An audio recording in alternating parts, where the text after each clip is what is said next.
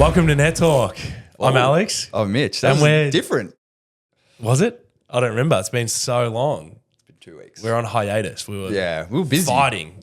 No, You were fighting illness and I was fighting. Ain't that the truth? That might be the longest recovery I've had to do post uni nationals. It's what happens when you actually try hard for once. Oh, my body was going through it a little bit. This was a tough uni games, and we'll get to it. All right, shout out everyone that was actually there as well. A lot of the listeners, a lot of the people that were. It was a good year. It was a very good competition, and we'll get to it. We'll hit those points because we got to get right back into it after 2-3 weeks. A slay and shame. I feel like you should go first. You haven't been first in ages. Yeah, that's because I refine or think about them while you're going. That was my excuse for the first 35 episodes. Slay, following on. Okay. Still got it. Only at uni nationals. I'm a uni nationals veteran. Yeah, you are. Got the skills. And by got the skills, it means I just recruit a good people team. that are actually good, yeah. And wait, how many uni nats have you been to? 3. Only 3. That's crazy. Oh, I guess I coached last year because I was on hiatus from studying. So I went as a coach. Yeah. And sat on a Western Sydney bench and got a bronze medal. So. Oh, you know what we didn't? We should have brought our medals, Alex. Oh, what medals? Oh, did you bring it? Oh, no, I forgot mine. Damn it. So I said it. Oh, wait. Oh, sorry. That one's 2023. Oh, that's the bronze from 2022. Oh, this one. Wonderful, this one. Oh, sorry. I can't believe you're holding up the bronze just as much as the gold. Like just. Oh, wait, sorry. The 2025 one's the one that's a bit different. Yeah, the bronze one is worth more. It's not. That was a fun year. Oh, I can't believe I forgot. Oh, you're a silly Billy. Yeah. Could have been your moment. It's all right. The shame is one of the reasons why it was so hard wasn't actually my body failing me.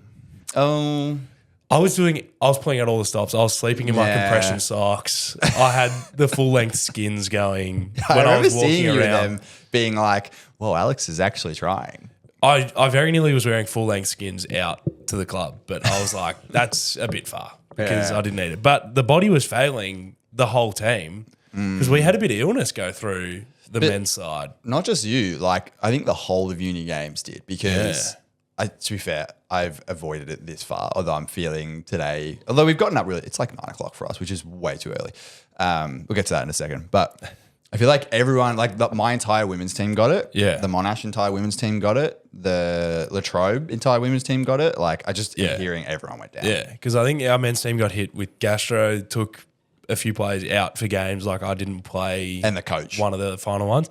To get our coach on a day that I was worried it was going to matter because we nearly lost our quarterfinal or our crossover against RMIT. We went coachless because it just crippled him, took him out. And I think it's fine for me to say the funny rumour that Melbourne Uni staff had. It was just a little funny thing that got passed around that game against RMIT, we got a couple yellows and one red card. Who got the red?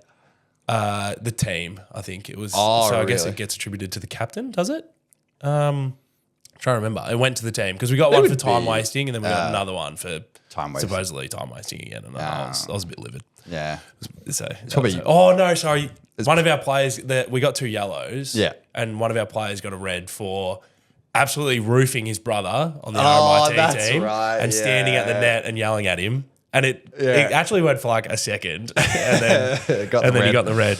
But there was a funny little rumour that our coach must have got ejected and was banned I did hear about from this. coaching uni games. And I was like, what? No, he was just dying. It's funny. One of the girls asked me like, did the men's coach get ejected? And I was like, there's no way. There's no way. I think I texted Adam and I was like, there's no way he got ejected, right? Funny. And he was like, no, I'm sick. And I was like, okay. That was a fun game though. So, but we nearly needed it because it went to the last moments of a final set. I think 3 sets is rough. Yeah.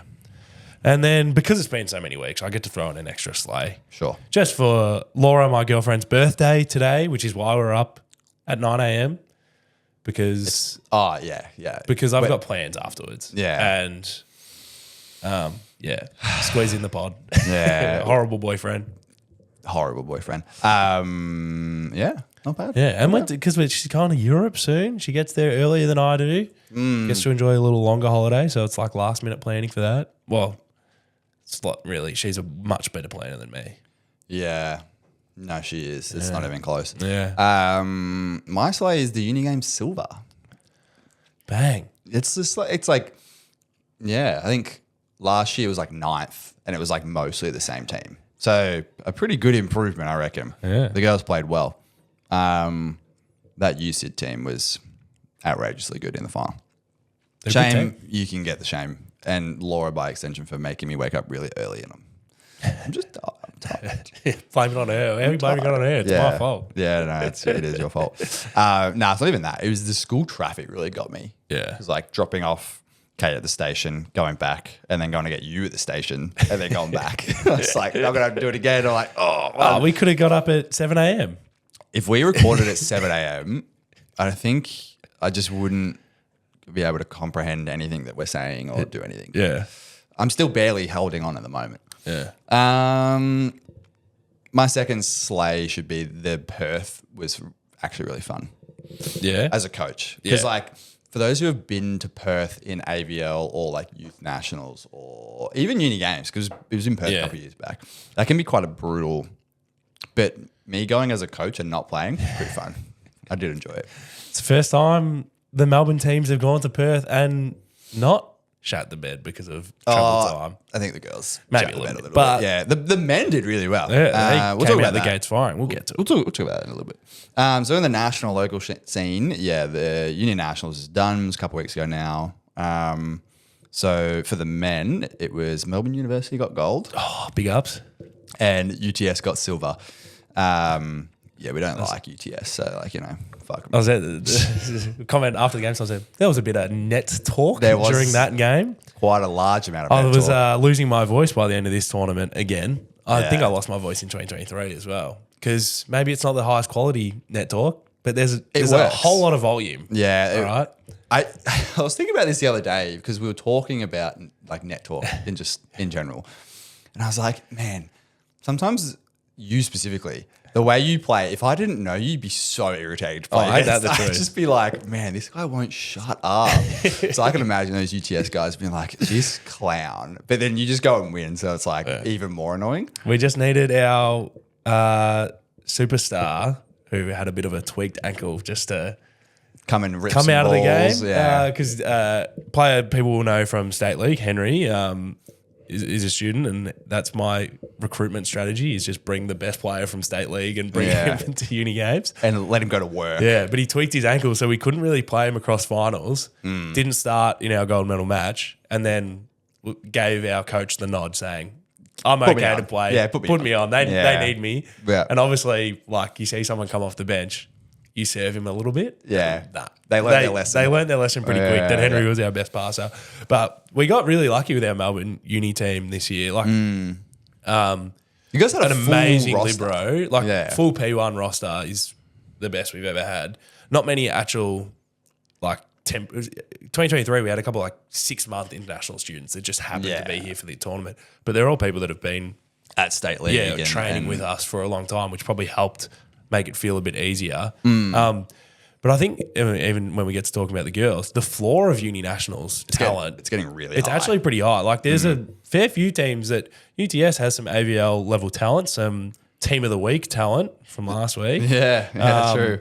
Some really good like under 23 players, under 21 national that played for New South Wales in under 21s as well. Like it's actually gotten really good, and it's like why I gave the slay to the Melbourne Uni team, the girls getting silver, because like that UCID team, I didn't recognise many of them, but my lord, if they played Prem 1 in Victoria, they would be top 4. Yeah. Like they were just outrageously good. Yeah. Like they Monash, who they're coming off of 2 gold medals, and then this year they got bronze. Yeah. They've got, an AVL player who's very good, and they've got basically an entire Prem 1 roster. Yeah. We're a little bit less than that. Like we've got some Prem 2 in the mix, but still a very, very good roster and an AVL player. And this UCID team dismantled us both. Yeah. Like they were just really, really good. But the top 5 teams in the women's side, everyone had 1 or 2 AVL players, Yeah. and then everyone else was a Prem 1 looking side.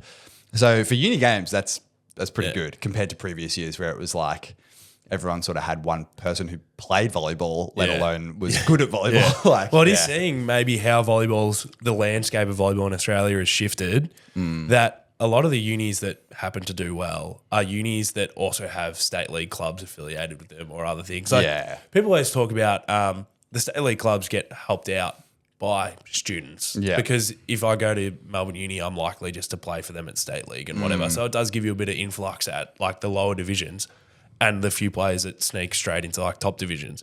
But it helps so much when you are, I've already played 3 seasons with these guys. Yeah. So yes, we only get 6 weeks from the end of the season or whatever to playing uni games, but we've all played together enough.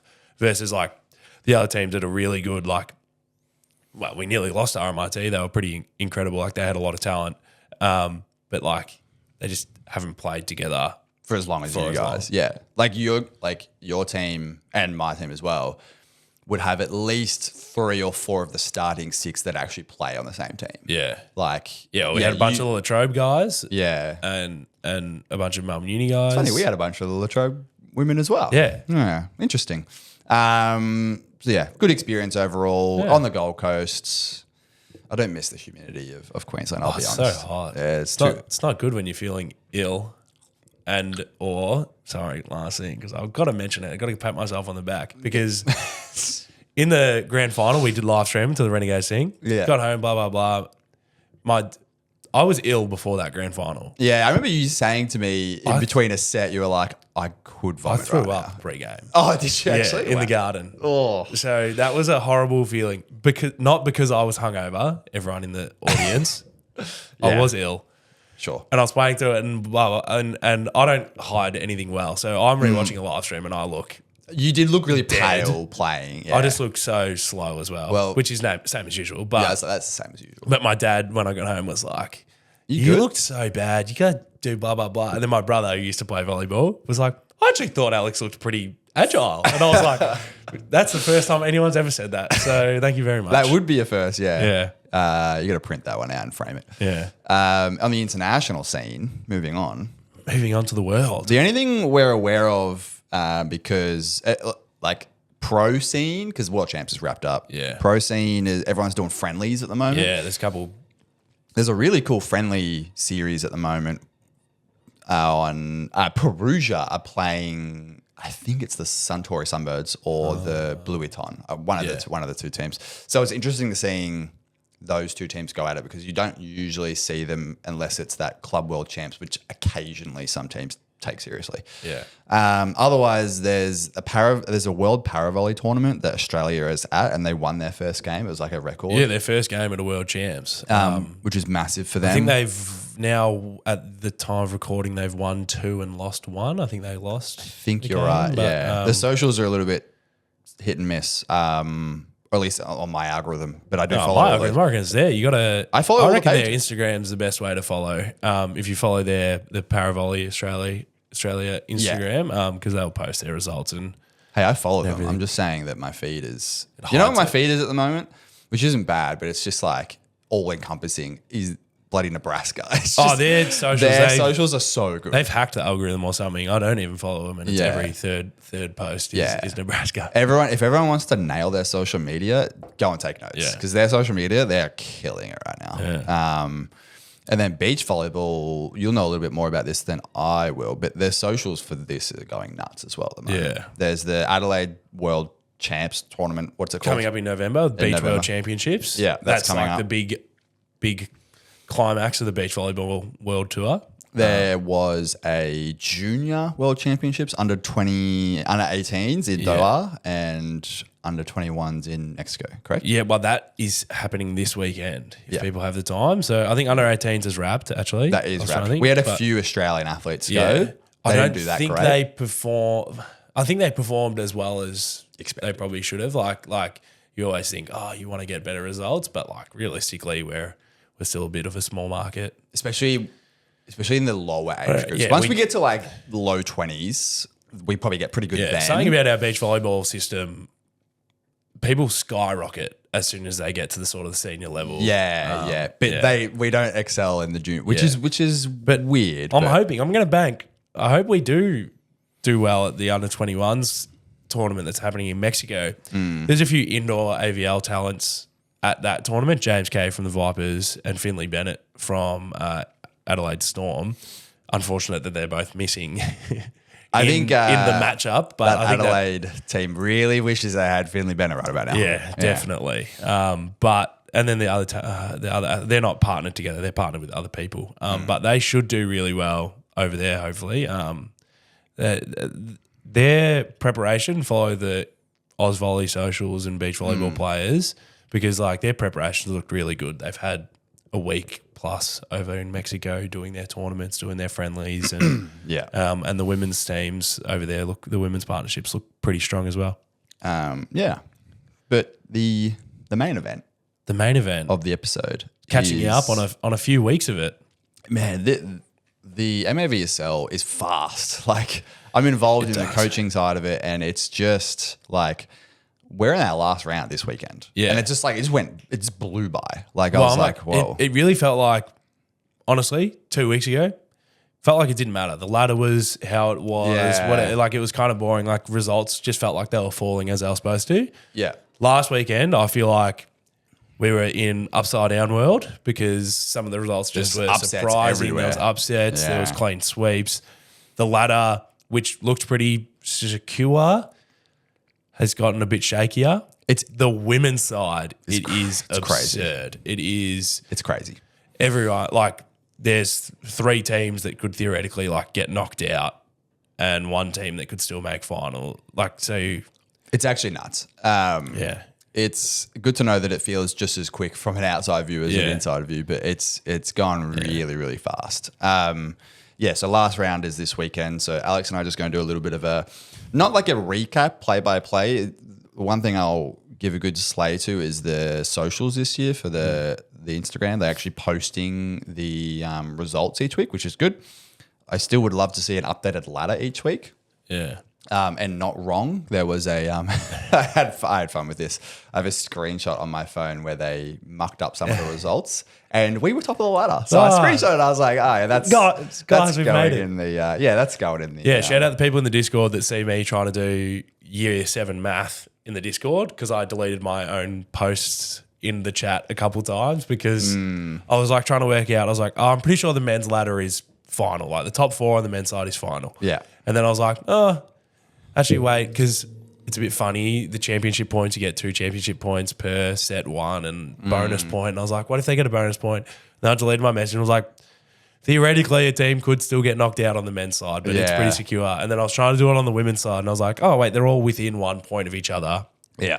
So we'll go through the men's standings first, just to give you a bit of a lay of the land. So in first place is Queensland Pirates. They're on 27 competition points. New South Wales Phoenix are second, and they are on 26 competition points. WA Perth Steel are in third place. They're on 25 competition points. Because they've got a fair few bonus points. Yeah, and same with the Melbourne Vipers. They're on 23 championship points in fourth place. Canberra Heat are on 17 in fifth place, and Storm are on 10 in sixth place. Some interesting things to note here is how close the score is, but how many bonus points are in play here? Yeah. Like Vipers and Perth both have 3 bonus points. Because Vipers is really being helped out with, yes, they had a very shaky first 3 weeks. They looked like a different team on the weekend against Steel, but they had a shaky first 3 weeks where they probably shouldn't have lost to Phoenix. They probably could have snuck a win against the other teams. Yeah. But in this league, win-loss doesn't really matter. It's just sets. All right? Because they're on 1 win, 3 losses, but they're like relatively clear of Canberra Heat because, well, it's still within reach, but very unlikely that both of these results are the extreme of 5-0 each way. But it is just the sets for and sets against. When you have 10 sets for, 10 sets against, like they're losing in 3-2 every time when they did lose versus like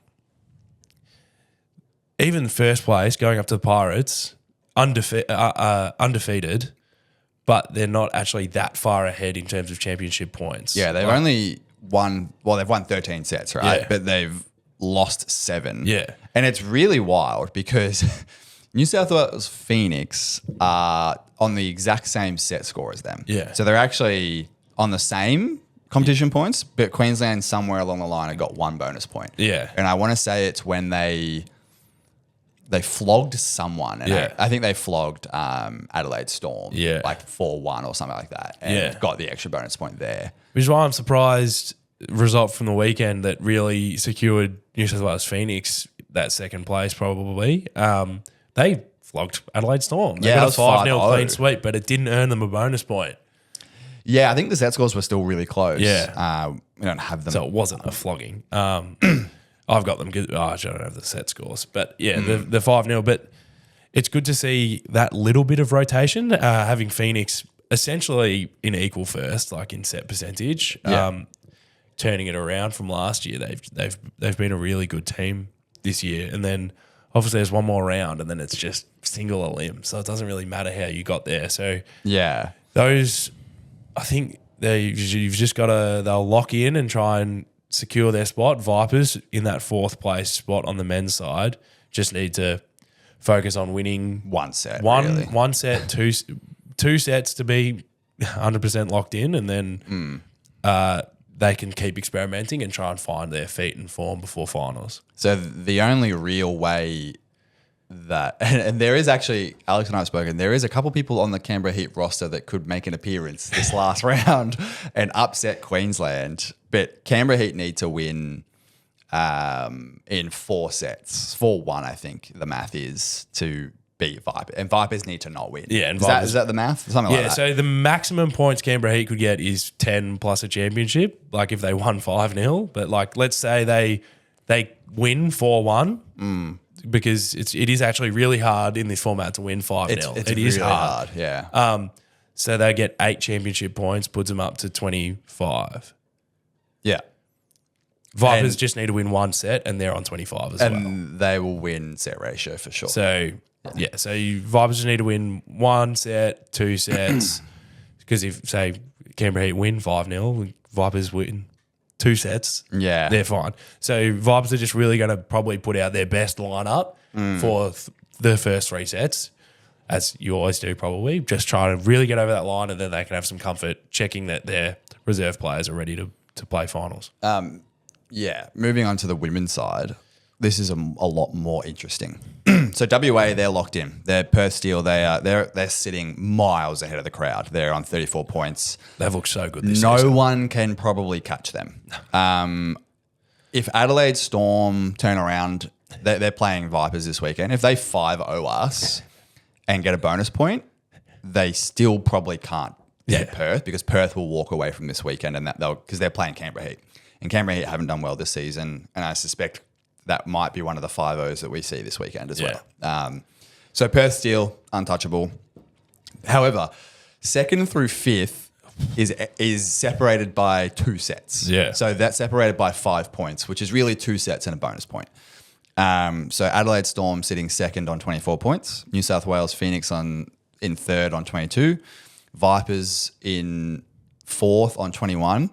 And Pirates in 5th on 19. And this is where this format is very bizarre. So Vipers have got 1 win and 3 losses, and they're 4th. Pirates have 2 wins and 2 losses, and they're 5th. But Vipers having 3 bonus points, really carrying their ladder position. even above you, New South Wales Phoenix, 0 bonus points, but they're on 3 wins, 1 loss in 3rd place. Storm, 2 wins, 2 losses in 2nd place. But 2 bonus points. But 2 bonus points. Yeah. So the bonus point is really deciding this ladder. I think the women's side is much more interesting than the men's, because if you heard like our ramble to work out the slim way that Canberra Heat can make finals is 2 very distinct separate matches. Yeah. But the women's side, we've got Phoenix playing Pirates, where winner of that game could knock out the other person if like Vipers and Storm, like those 2 matchups are in the top 4. Yeah. Or are in 2nd through 5th. So it can actually be decided by two out the of games. three. Well, 2 out of 3 games this weekend are going to decide who makes it because the Perth Steel Canberra game doesn't really matter. The Adelaide Storm and Vipers, that's 2v4. Yeah. And then the Phoenix and Pirates is 3v5. But like if the Vipers women can beat Storm comfortably, then Storm could theoretically or could easily fall to that 5th place. Yeah. If Pirates beat New South Wales in a close match. If Pirates wallop New South Wales, then Storm will hold their spot and Vipers will hold their spot. But like, it depends. If both games are really close, it'll be really, really interesting to see that the person in 5th might be 1 championship point. You know what's behind the rest. crazy as well? Look at the sets for and against. It literally mirrors. Yeah. So yeah, it's great. What a wild ladder. So essentially, whoever, and it's not even going to be about who wins the game. It's going to be about who takes the most sets. So, like for example, Vipers are in the most favorable position because they got the most bonus points. So if they won 2 sets, whereas if Pirates wins 3 sets, it still may not be enough for Pirates. It'll be how close they can be. But yeah, if you then if you lose this weekend, you want to lose close. Yeah, you do. So you hold your spot. Maybe you can sneak 1 extra bonus point to make it possible. Obviously, you just want to win because just win. Whichever of these teams win are going to be in the top 4. Yeah, and then the 2 teams that lose out of those 4, the 2 teams that lose. It's whoever a roll loses of the the die. closest. Yeah, like whoever loses the closest and has the most bonus points. Yeah. So New South Wales Phoenix, if they lose and it's close, they're in a disadvantage because they've got no bonus points. Yeah. But they've got good set. They got a decent set ratio. So they could still, like, if they lose close, they could still hold their spot. If New South Wales and Vipers both lose close, like New South Wales will hold their spot because they're just they've got 2 more 1 sets point on ahead. what we do. Yeah. However, So- we've got a set and a half in bonus points. Yeah, which just makes you basically even. Yeah, like it's actually so bizarre. But interesting. Yeah, it is interesting. It's interesting to think about alternative formats. If this was standard win-loss, it would still be interesting this weekend because there'd be 3 teams that it would be between, but New South Wales Phoenix would be well and truly clear. Yeah. Because they've got 3 wins. Because they've got 3 wins, 1 loss versus... And Queensland would be in 4th because they got 2 wins, 2 losses. And then it would be whether Vipers can get another win to be dead equal and if Pirates lose, and it would actually be still very interesting, but this is just a bit of a funny quirk of the format. And side topic here, indulge me for 2 minutes. I wonder how... Like, because this format, if you really think about it, it rewards averages, not performances. Like, in the sense that if you get the win, that's where you get your points. But if your average is quite good and you're always taking sets, you're always close in score, but you're not quite getting it done, it still rewards you. Yeah. I wonder what this format looks like if you play everyone 3 times. Yeah. Like, what does that do to the ladder? It rewards a team, indulging you. It rewards a team that we've seen a couple times this season lose the first 2 sets or lose the first 3 sets and then still win 2 sets. Yeah. And you come out, honestly, of that, it looks like an average performance. It's still a bad performance, in my opinion. Same, yeah. If it was standard format, you just lost 3-0. Because that's very much been the story of the Melbourne Vipers women and the Queensland Pirates women especially. Yeah. The amount of times they have come out and lost the first 2 sets and then won the next 3. That's why they're in 5th. They got 2 wins, 2 losses. All of them have been in 5. I think their 1 loss that wasn't in 5 was against Perth, and that was 4-1. Yeah. Just an interesting thought experiment. So yeah, this Saturday it's going to be very, very entertaining on the women's side. The men's side is boring. Don't watch the men's side. Boring. Unless you see an Instagram update that is Canberra wins 5-0. Canberra winning 5-0. Yeah, then turn it on. Against Steel. Yeah. Which you won't happen because it's the second game of the day. First game of the day, we can do a little preview for the last round now. The first game of the day is Storm versus Vipers. 2 p.m. Australian Eastern Standard. Yeah. In Melbourne, so we'll all be in the stadium, hopefully packing the pits. There's a bit of promo going on for Lou Bates' 200th AVL game. Yeah, so I think this is right, but don't quote me on it, but I was talking about this with the VV organisers, is the most capped AVL player in history on the women's side. Yeah. I don't know if the men's have got any. I think their highest cap is like, it's like 170, 180 games. If you think about how many games that is, the largest format of AVL. So this is this isn't AVSL. This is all of the formats that Australian Volleyball League has ever taken. So there's been multiple different formats.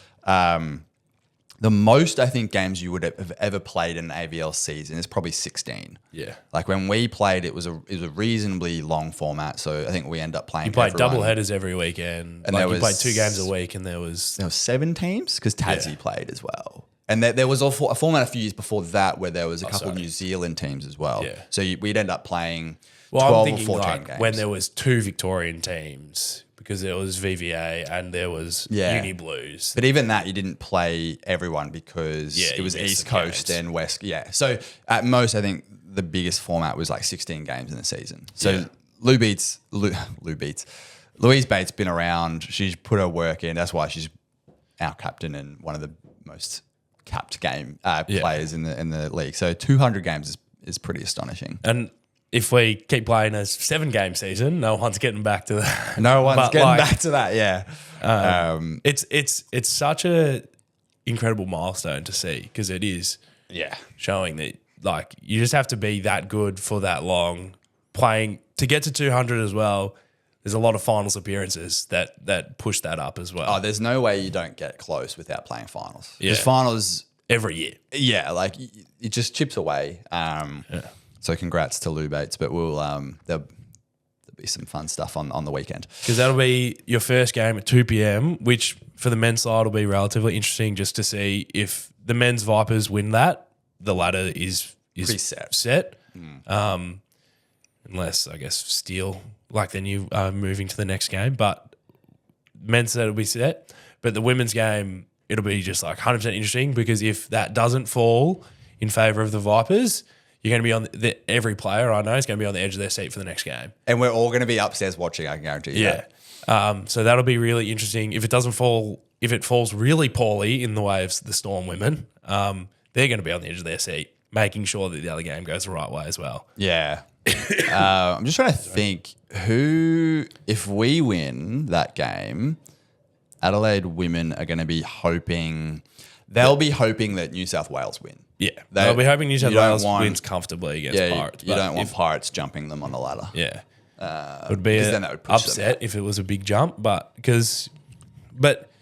can happen though. New South Wales it's the been first playing time well. in this format the team that's been even in second place is not locked in for finals.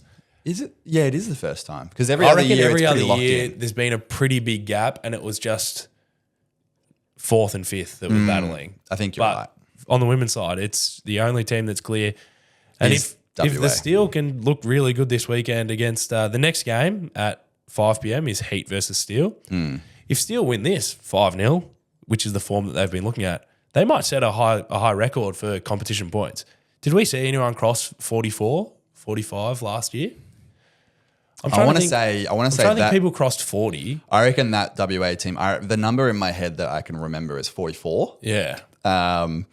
It looks like they could be on track to get 45. Yeah. I want to say that would be a record, but I could be wrong. Maybe. We'll have to track that down. But Surely that's the next game. Doesn't matter on the women's side, politely, because it's first versus last on the current ladder.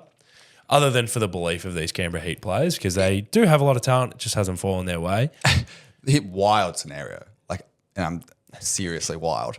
If for whatever reason, New South Wales 5-0 Queensland and Canberra Heat 5-0 WA, there's a chance Pirates get knocked out if there's a bonus point on the table there. Just saying. That there is actually a really, really unlikely scenario where... No, because they can't catch... They need to get to 21 points, and Canberra Heat couldn't get to 21. Oh, I more just meant Pirates could end up last. Oh, yeah. And Canberra Heat could end up... Well, there's no difference between 5th and 6th. No, they're if you're out there. Food for thought. So those are the 3 games, all on KO, all after each other. It'll be a very entertaining day. And then Alex and I just want to quickly give some shout out to some cool performances across the men's and women's side. Do we start? Did we say what time the last game was? 8 p.m. 8 p.m. Yeah, Australian Pies Eastern. versus So New South Wales. 2, 5, and 8. And 8. Yeah. So, and that last one will have some people up late watching We will be on the edge of their seats. Yeah. On the women's side, though, some good seasonal performances we just want to highlight. Matuania Gibbons is the top scorer for the women's side, and she has been outrageous for that New South Wales Phoenix team. Yeah, that New South Wales Phoenix team has looked a different breed this year. Like, they've looked so good. It's incredible how much just the addition of like another 2 players can make, because she was still this good last year, but the team wasn't as good. Whereas I feel like now, I feel like we've seen a little bit more of like Michaela Stevens. Annie Tang's a lot better than, I don't really know if she played that much last year. She played 3 games last year, I think I remember. So like half a season. But it is, a lot of the players from previous New South Wales Phoenix teams are still in the team. But even those couple of players that have now added are coming back to this team with international experience. Yeah. You've got Michaela Stevens, Annie Tang playing overseas. You've got other, and the addition of a really strong middle and a really strong setter makes it so much easier for an outside. And then the second highest scorer on the women's side has also had a tremendous season, doing a lot of work for the team that she's probably helped keep them alive and with finals hopes, is Emma Burton. Yeah. Is the reason why they have got such close losses and wins, but she's got them over the line time and time again. There's a moment you can see in a lot of Queensland Pirates games where she just kind of decides, it's time to go to work, and she starts turning it on and just scoring points. And there's not a whole lot you can do to stop her. She's also leading power play points in the league, or tied with a couple other also Pirates players. Yeah. But just to be so crucial to that offense. And the third highest scoring female is a sort of surprise to me, but she's been in the league for a few years as well. For the Steel is Caitlin Wincup. Team of the week last round, had a really, really good game. She was outrageously good against us. Yeah.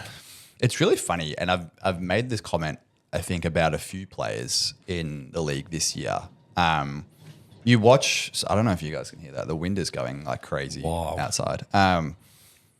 You watch them on broadcast, especially like as a coach, like scouting them, and you're like, all right, they sort of have like these tendencies, like, oh, that was like a pretty good hit. And then you watch them in person, and you're like, whoa, that is really good. Yeah. Like, and Caitlin Wincup was kind of one of those players for me, and her and Scarlett Rudder, to see them play in person and be that good in person is very different to watching them on a broadcast. Yeah. Like the things that Caitlin Wincup was doing in game, I was sitting there thinking, yeah, that was pretty good. Some of the players look like, how do we stop this? And I was like, just gotta throw up a block. Like, but no, she seriously is a reason she's top 3 in scoring. She's seriously good. Same with Holly Uran on that Canberra Heat. She's their captain. She's really good. She's doing her best. I think that team's full of quite a young roster. Yeah. But she's doing her best to score a lot of points for them. Yeah, it's really interesting. Everyone that's at home interested, look at players' volume, because Caitlin Wincup, Matuana Gibbons, Emma Burton are also leading in just the number of kills, and they're all very high in terms of number of attacks. They're all in top 5 in terms of number of attacks. But probably the difference for those few players is that they're also still holding pretty good kill percentages. Yeah. Right? 40 plus. Matuana Gibbons is at 48% for an outside. Like over a season, that's really good. Versus it is a narrative of Holly Uran's had a great season. She's up there in terms of number of attacks, number of kills, but because you're doing more, the kill percentage takes a little bit of a hit. Yeah. And that's sort of how you can sort of visualize doing what you can with kill percentage versus volume. Like you can look really good and be like, oh, I hit at 80% kill percentage, but I hit 2 balls or whatever. But if you can sustain both volume and kill percentage, you're a threat. And for those who are like, some of these stats are outrageous, actually. For those of you who are on the Mahindra Volleyball Australia website or Volleyball Super League website, there's the statistics page that you can go into and have a look. If you click on the names, and this is where you really see someone's value. Yeah. So, for example, Gibbons, and then at the top is points per match, right? Yeah. She's scoring 17.5 points per match. So she is giving your team a set per match. Like That's pretty outrageous. Yeah. And then some other really noticeable mentions is Elise Hislop. She's the top scoring middle, which is like everyone's been on a team where you'll play 5 sets of volleyball and your middles will get like 10 sets and they'll score like 3 times. Yeah. That is not the case for that WA team. It just doesn't happen. Well, she's getting catapulted to the top of that also through blocking presence. Yeah. I'm trying to look at the other stats a little bit for the women's side to give middles a bit more credit because they don't get the same volume. No. But Alicia Hislop is second in blocks. She's got 10 blocks across them. So that's pretty darn. Like 10 kill blocks is pretty good over 5 games. 4 games. 4 games, sorry. It is over 4 games so far. The leading blocker, though, is Meg Rinacrest from Melbourne Vipers. She has had a stellar season through the middle. She is incredible through the middle. Yeah. This is going to be very controversial. So, like, don't hate me. You can hate Alex in the comments. That's fine. Go wild.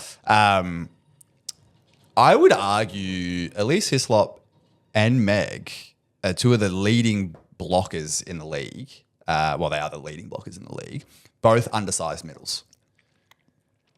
Like, both, like, neither of them, like, Annie Tang's height. Yeah. Like, not even close. Yeah. And, like, this is mainly for all the coaches out there. I'm going to straight up to say you don't really, this is like the proof of the pudding. Like, you don't really need to go out and chase just ridiculous height. Like, the work rate of these 2 athletes to go and get blocks and the athleticism. And it's just, and like the stats show it. Yeah. Like, just food for thought because everyone's going out there chasing the world's tallest players. And it's like, at the end of the day, I think the best players in the league we're seeing this year are all undersized. Yeah, I am like just track Gibbons someone. as well. Gibbons is not a massive outside. I'm even thinking on the men's side where people usually think physical prowess is the biggest factor in a men's volleyball player, but it's like Manjot this weekend has been undersized and he's been doing tremendous work.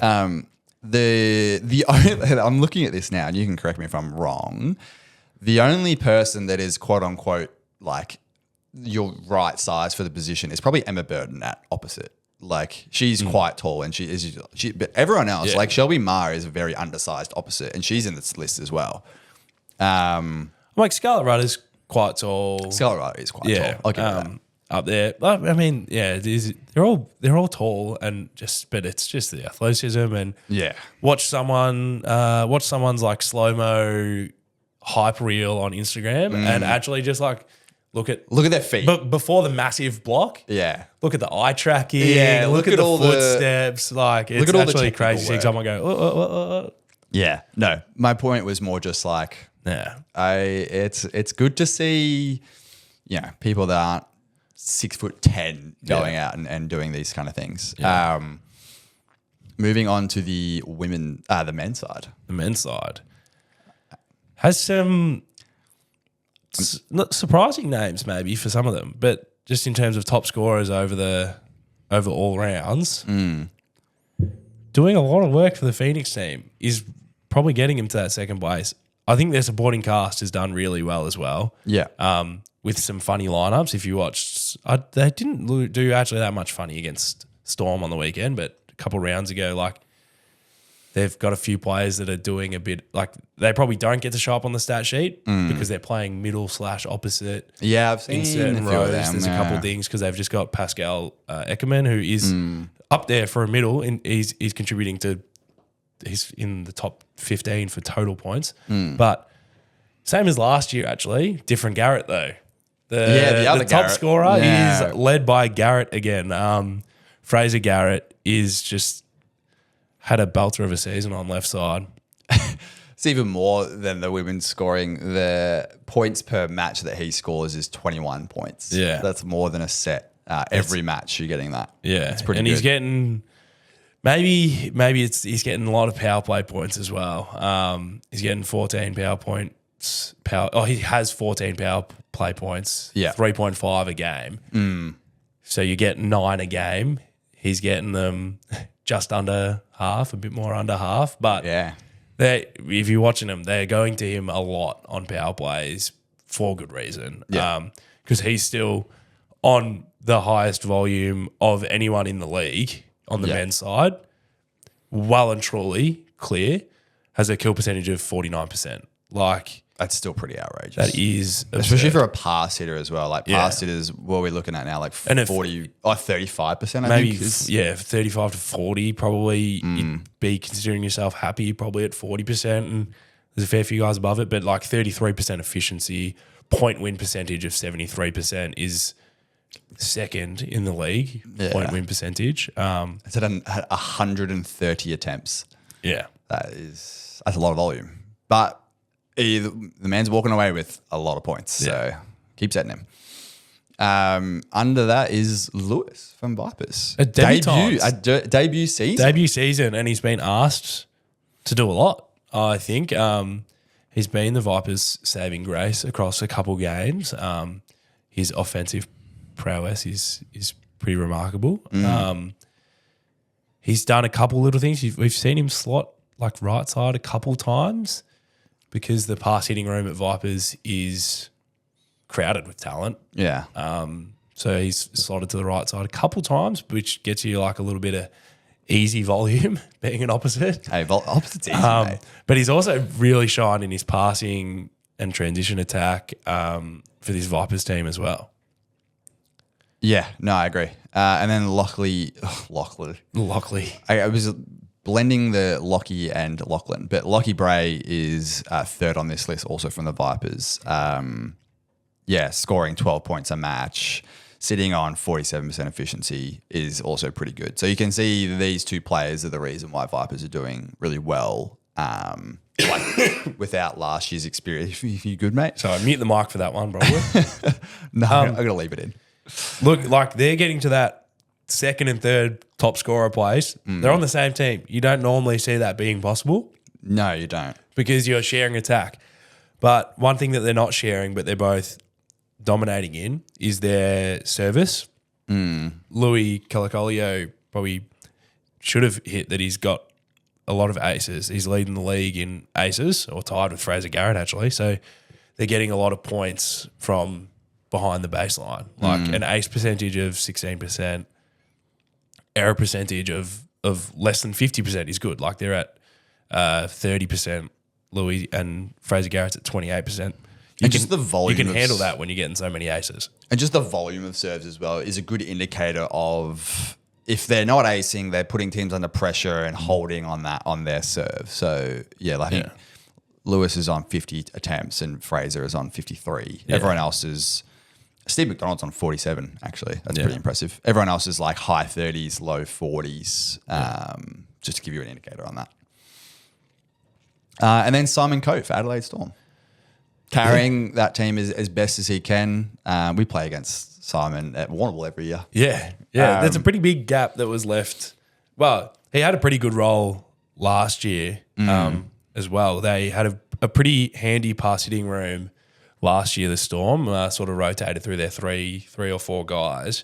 And he was always I would give him credit as like the clutch player. We needed someone to come in and be just really, really efficient. Yeah, and strong, and sturdy. Yeah, and this year he's doing that, but he's taking more of the load where he can be a bit more free to swing and have good seasons. So he's really performing well. Yeah, and then this is something that is very impressive and rare to see. Queensland Pirates' number one scorer and top 5 is Steve McDonald, and he's a middle. So this is, again, rare and just wicked to see, but he's on 47 points for the season, which means Queensland Pirates are, at a minimum, a very good passing team. Yeah, you're getting 12 points a game through the middle is an absurd mark to be hitting. That's a ridiculously high number. Yeah, he's pretty crazy, but he's getting these points through blocking as well. You're getting 2.2 blocks a game. He's actually not... He's getting 2 aces a game. He's not the highest blocker in the league either. That's actually crazy. But yeah, the man knows how to score. Yeah. And Queensland know how to use him. Well, there's another middle a little bit further down the list, friend of the show, Jose Martinez, who is also getting a lot of volume in the middle on that Steel team. They, on the weekend, fell a little short, but they were running a lot of repeat balls, which also helps you get your middle if you're not blasting errors. If you have low error percentage but lots of repeat attacks, you get lots of volume through the middle as well. The blocking list is pretty interesting as well. The blocking list is, I'm just looking at it now. The blocking list is very interesting. It is dominated by middles. I know on the women's side there was a couple opposites and pass hitters that could sneak up to the top, but it's all middles. Pascal Eckermann up there leading with 3.5 blocks a game. And 12 blocks total. 12 blocks total, which is Caleb Watson on this list as well. Good to see him get the shout out. Per Steele dominating the 2 and 3 on the middle blocking side. They're probably up there in terms of middle attacking side, both of them. You don't really have a weak middle, which really helps the team when you start getting to finals. Yeah. But yeah, that's pretty much all we got for you. Just some players to look out for in the last round, and then we'll do a finals breakdown as well after this weekend. Yeah. We might have some surprises in store for how we do that. Make sure you're tuning in pre-finals. Yeah. All right. Well, thanks for joining us. Let us know your picks, who you're thinking. Yeah, who's top 4 on the... I mean, we all know the men's is pretty much locked Anyone in. out there a gambling man and want to put some money on Canberra Heat to make finals? Alex is just going to scam you guys. Don't fall for it. We're going to start a gambling ring. Yeah. Allegedly. Unofficially. No. Unofficially. Yeah. But the women's side is definitely where the interest is this weekend. Give us your picks. Give us your watching. Yeah. As the results come rolling in, it'll be such a good day. I think that's that day. And if you are in Melbourne or Victoria, come down and watch and celebrate Lou Bates' 200th game. That is seriously impressive. 100%. Until then, we'll see you on the next episode. See ya.